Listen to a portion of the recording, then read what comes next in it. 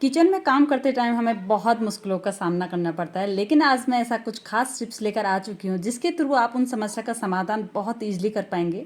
Hello everyone, welcome back to my channel. कैसे हैं आप सभी लोग? उम्मीद करती हूँ सभी बहुत अच्छे होंगे। तो चलिए आज का वीडियो शुरू करते हैं।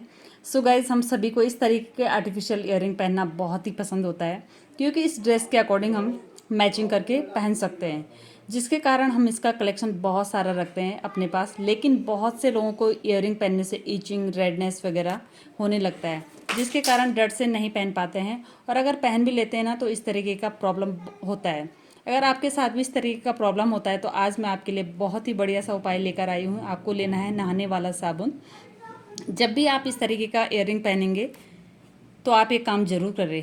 तो नहाने वाला साबुन में क्या करना है, इस तरीके से ईयरिंग को इंसर्ट करना है। तो देख सकते हैं यहाँ पे मैंने ईयरिंग लिया हुआ है और साबुन के अंदर कुछ इस तरीके से इंसर्ट करना है।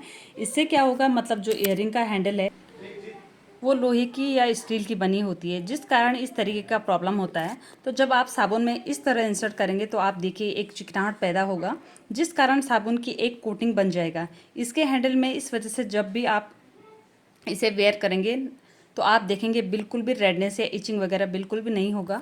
आप आराम से इसे वेयर कर पाएंगे। तो चलिए देख लेते हैं हमारा अगला टिप्स। तो यहाँ पे मैंने लिया है लहसुन की कुछ कलियाँ, जिसको मैंने छील लिया है। अब मैं एक बढ़िया सा सॉल्यूशन बताऊँगी। तो सबसे पहले हमको लेना है सेफ्टी पिन, और सेफ्टी पिन के अंदर इस तरीके से लहसुन की कलियों को डाल देंगे। 3-4 जितनी भी कलियाँ आए हैं वो पिन के अकॉर्डिंग आप ले सकते हैं। सेफ्टी पिन अगर छोटा हो या बड़ा हो, आप इस तरीके से डाल दीजिए।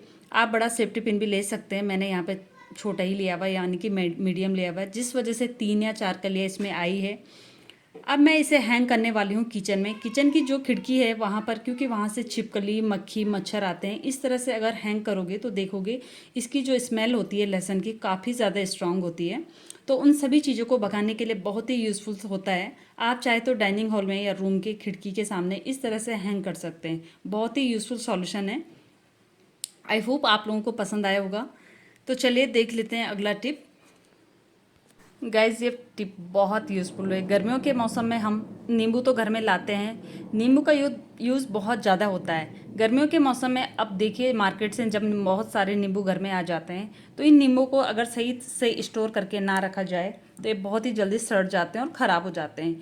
तो इसके लिए छोटा सा ट्रिक आप ले लीजिए। इस तरह का एक कंटेनर या जार, जो भी आपके पास हो, या इस तरह का कोई बाउल जिसमें लिड लगता हो, तो आप ले सकते हैं। ठीक लेने के बाद उसको पानी ले लीजिए, एकदम साफ पानी लीजिए, और पानी के अंदर इस तरीके से नींबू को डाल दीजिए।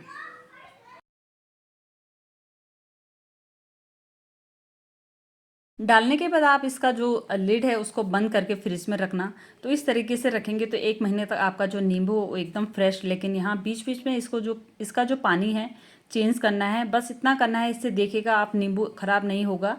तो आप इस तरीके से नींबू का यूज़ कर सकते हैं, बहुत ही बढ़िया तरीका है। तो चलिए देख लेते हैं हमारा अगला टिप क्या है। तो यहाँ पे मैंने लिया है एक एक्सपायरी मेडिसिन। तो जब एक्सपायर हो जाती है तो हम खाने में तो यूज़ नहीं कर सकते, लेकिन इसको हम कई तरीक़ों से यूज़ कर सकते हैं। तो उसमें आज मैं एक बहुत ही अच्छा यूज़ बताने वाली हूँ। इसके लिए आपको क्या करना है, मेडिसिन ले लेना है। जो ये एक्सपायरी मेडिसिन है आप ले लीजिए, और आपके पास एक्सपायरी मेडिसिन नहीं है तो आप कोई दिक्कत नहीं है, आप जो नॉर्मल मेडिसिन होती हैं उसका भी यूज़ कर सकते हैं। अब मेडिसिन को इस तरीके से कूट देंगे, इसका एक पाउडर बना लेंगे। इसका फाइन पाउडर नहीं बनाना है, बस दरदरा बनाना है। तो यहाँ पर मैंने लिया है तवा। जब हम तवा में रोटी पराठा सेकते हैं तो आपने देखा होगा रोटी या पराठा बनाते टाइम बहुत ज़्यादा काला हो जाता है, जिसे साफ़ करना बहुत मुश्किल हो जाता है। तो इसके लिए जो पाउडर हमने बनाया है उसको यूज़ में किस तरीके से लेना है वो चलिए मैं दिखाती हूँ आपको। थोड़ा सा यहाँ पे पानी लेना है और इस तरीके से फैला लीजिए। और अब हमें लेना है एक वाइट विनेगर, यानी कि जो सिरका होता है, हम जो चाइनीज़ खाने में अक्सर यूज़ किया करते हैं। तो आधा चम्मच के करीब मिक्स कर देना है और उसके बाद अच्छे से इस तरीके से रब कर देना है।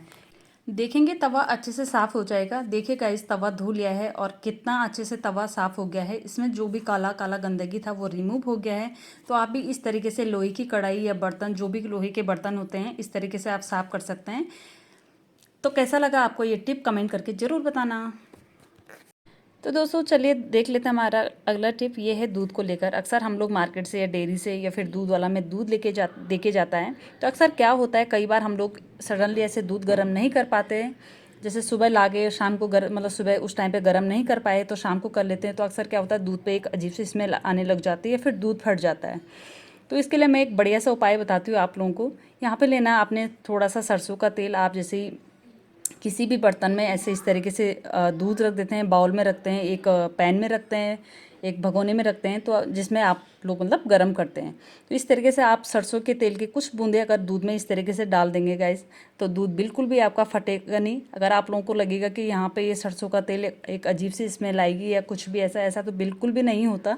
तो आप इस तरीके से दूध में ज़्यादा नहीं, आपको थोड़ा सा देखा होगा आपने, यहाँ पे 1 या 2 बूंद के लगभग मैंने सरसों का तेल डाला हुआ है। और उसके बाद अगर आप ऐसी फ्रिज में भी दूध रख देंगे तो बिल्कुल भी आपका दूध ख़राब नहीं होगा।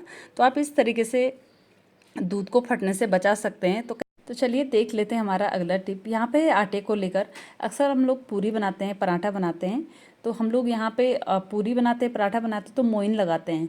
तो गाइस मोइन लगाने के लिए हमें एक चम्मच की ज़रूरत पड़ती है, क्योंकि हम लोग जब घी या फिर तेल में मोइन लगाते हैं तो अक्सर क्या होता है कि हमें एक सही से मेजरमेंट नहीं मिल पाता है, और ऊपर से आपको अलग से चम्मच गंदा करना पड़ता है। तो आप देख सकते हैं इस तरीके से आप एक चम्मच लेंगे और इस तरीके से आटे में उसको इस तरीके से प्रेस करेंगे, तो देख सकते हैं आप पूरा एक आपको मेज़रमेंट बन के दिखेगा और एक यहाँ पे स्पेस बन जाएगा। तो ऊपर से आपका अलग से मतलब स्पून भी गंदा नहीं होगा और एक प्रॉपर मेज़रमेंट है जो वो आ जाएगा। तो इस तरीके से अगर आप घी या तेल डालेंगे तो आपको पूरा अंदाज़ा आ जाएगा कि कितना क्वांटिटी में हमको डालना है तेल या फिर घी जो भी है। तो इस तरीके से अगर आप मोइन लगाते हैं तो आप इस तरीके से ये ट्रिप आजमा सकते हैं। तो कैसा लगा आपको ये यूज़फुल सा ट्रिप, कमेंट करके ज़रूर बताना। इससे आपका ना तो स्पेशल अलग से चम्मच गंदा होगा और आपको अच्छे से अंदाज़ा भी आ जाएगा कि आपका ये जो घी है या फिर तेल है कितने क्वांटिटी में आपको यहाँ पे लेना है, मेज़रमेंट भी आ जाएगा। तो कमेंट करके ज़रूर बताना कैसा लगा आपको ये यूज़फुल सा ट्रिप। तो ये क्लेवर हैक था, कैसा लगा आपको ज़रूर बताना।